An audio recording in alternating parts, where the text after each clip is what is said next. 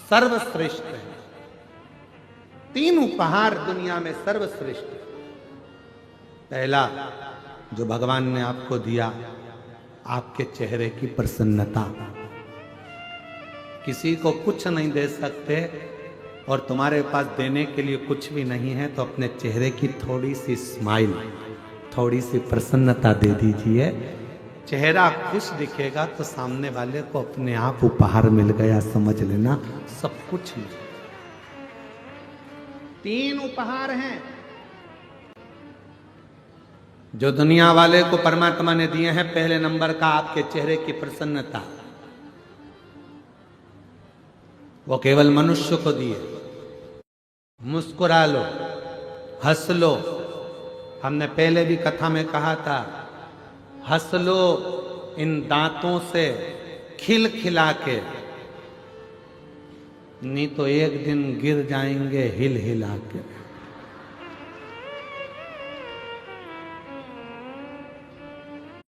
ये sofa set फिर बाद में किसी काम का नहीं रहेगा, फिर नकली सोफा सेट लाके जड़ना पड़ेगा। दुनिया के लोगों को मेरे भोले बाबा ने 3 उपहार दिए हैं देने के लिए। पहला है चेहरे की, बोलो बोलो जम के, प्रसन्नता। दूसरा उपहार है आपके मुख की मीठी वाणी। यह भी दुनिया का सबसे श्रेष्ठ उपहार है। किसी को कुछ नहीं दे सकते, मीठा बोलकर उसका आदर कर लो। दुनिया की सबसे बड़ी दौलत आपने दे दी, समझ लो, सबसे बड़ी दौलत। अभी तुम यहां बैठे हो, जरा सा टेढ़ा आड़ा बोल के देखो, गुस्से में तुमने अपशब्द कर दिया, गाली दे दी, आड़ा टेढ़ा कर दिया,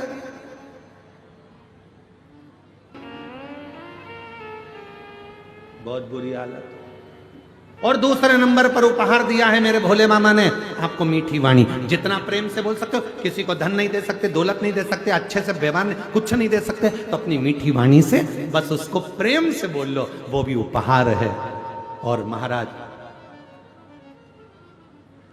तीसरे नंबर का उपहार भगवान भोलेनाथ ने जो दुनिया को दिया है, वो है सम्मान करना, आदर करना, सत्कार करना।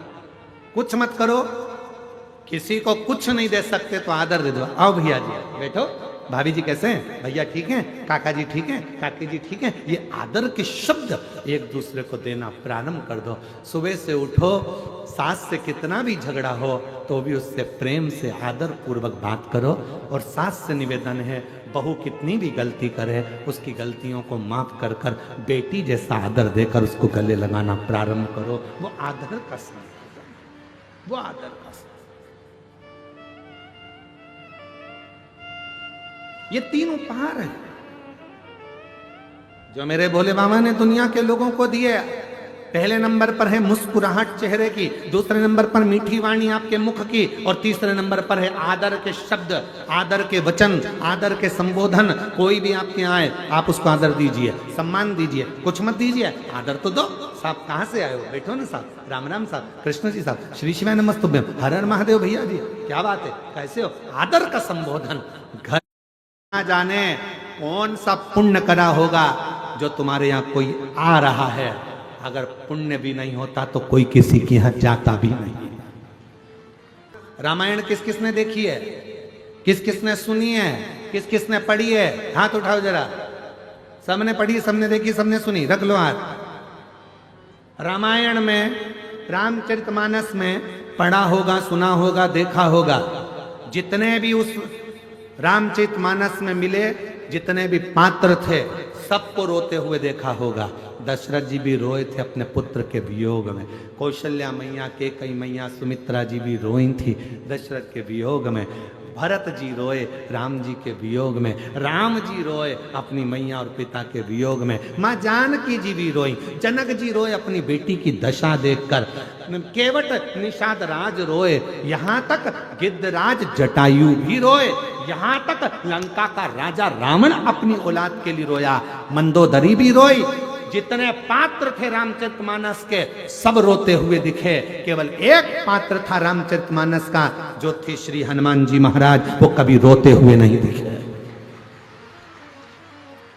जिनकी आंखों में कभी आंसू नहीं दिखे, जिनने कभी रोया नहीं, उनकी आंख से आंसू बहा नहीं। एक बार लक्ष्मण जी के मन में यह बात आ गई कि मैं रोया, आप रोए, भरत रोए, शत्रुघ्न रोए, माँ जानकी जी रोई, माता कौशल्या कैकेयी सुमित्रा रोई, केवट रोए, दशरथ जी रोए, जनक जी रोए, सुमंत्र जी रोए, जितने भी सभासद थे सब गुरु की आंख में आंसू था, पर ये हनुमान क्यों नहीं रोते हैं? तब राम जी ने कहा यह हनुमान नहीं है, यह शिव का स्वरूप है, और शंकर कैसी भी परिस्थिति हो हर परिस्थिति में मुस्कुराना जानते हैं, वो शिव है। और संसार का सबसे बड़ा गुण तत्व यही है, हर परिस्थिति में आप मुस्कुराइए।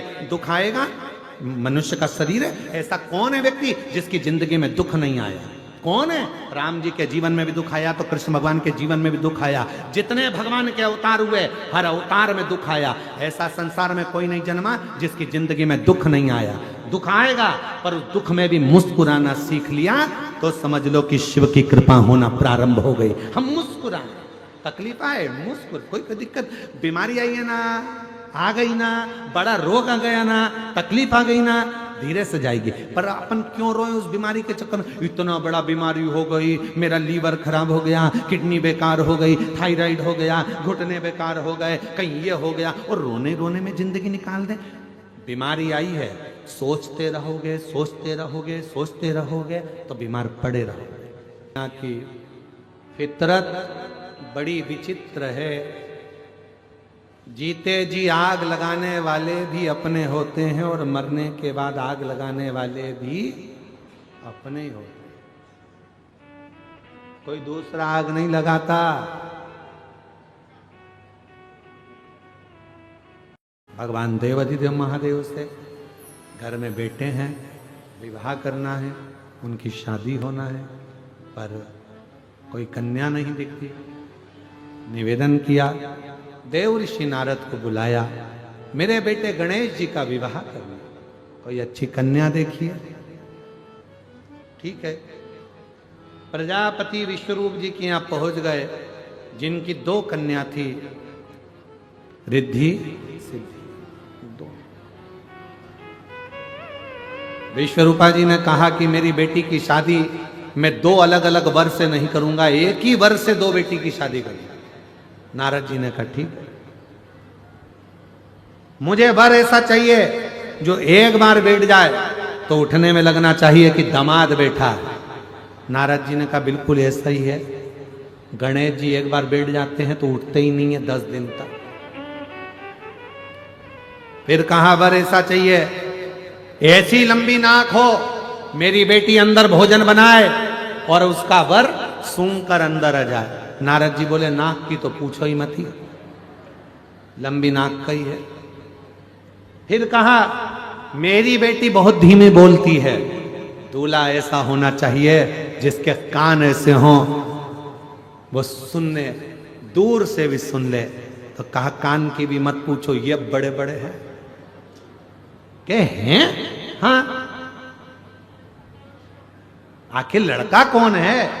नारद जी से पूछा। तब कहा देव ऋषि नारद जी ने, शिव जी के जो पुत्र हैं श्री गणेश जी महाराज, उनके लिए आपकी बेटी रिद्धि सिद्धि का विवाह कर दीजिए। सुंदर आनंद हुआ, मंगलमय बारात चलने लगी और गणेश जी का मंगलमय विवाह होने जा रहा है। रिद्धि सिद्धि के साथ गणेश जी पधार रहे हैं, जोरदार ताली बजाएं भगवान श्री गणेश जी महाराज के लिए। रिद्धि सिद्धि आई हैं, रिद्धि सिद्धि भगवान श्री गणेश जी महाराज के गले में जयमाला पहना रही हैं, जोरदार ताली बजाइए। देवाधिदेव महादेव, विनाशी शंकर, भगवान शिव की पवित्र कथा कर।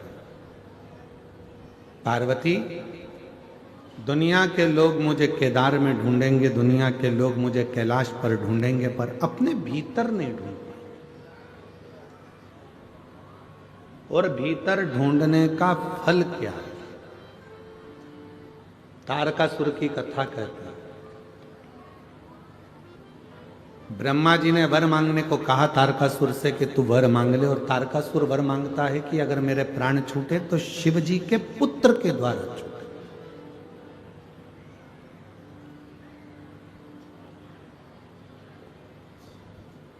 मांगा क्या कि भगवान शंकर के बेटे के द्वारा मेरे प्राण छूट जाओगे, अग्नि पुराण में पहुंच जाओगे, लिंग पुराण में पहुंच जाओगे, नारद पुराण में पहुंच जाओगे, भविष्य पुराण में पहुंच जाओगे, नरसिंह पुराण में पहुंच जाओगे, नारद पुराण आदि कादिक पद्म पुराण जितनी पुराणे हैं सारी पुराण में जाना सरल है और शिव महापुराण में जाना कठिन है। क्यों? क्योंकि ये वो पुराण है शंकर भगवान उसी को कथा में बुलाते हैं जिसको शंकर भगवान को देना होता है, वरना बुलाते ही नहीं।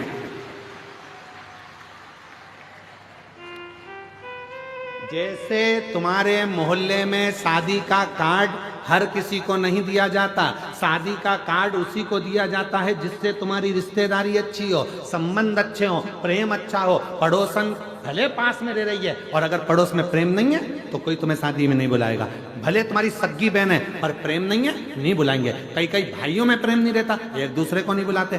प्रेम होगा तो बुलाएंगे और उसी को बुलाया जाता है। जितनी बहन बेटियों को शादी में बुलाया जाता है उतनी बहन बेटियों को साड़ी देकर विदा, बोलो बोलो सही है कि साड़ी देके विदा करा जाता है। तो हम क्या बोलते हैं? मेरी जीजियों, मेरे जीजाओं, अर्थात इस कथा के मंडप में जितनी बेटियां आती हैं सब मेरे शंकर भगवान की बेटियां हैं। जब जाती हैं तो कुछ ना कुछ देकर भोले बाबा विदा करते हैं। मैं कोई नहीं देता, जो वो देता।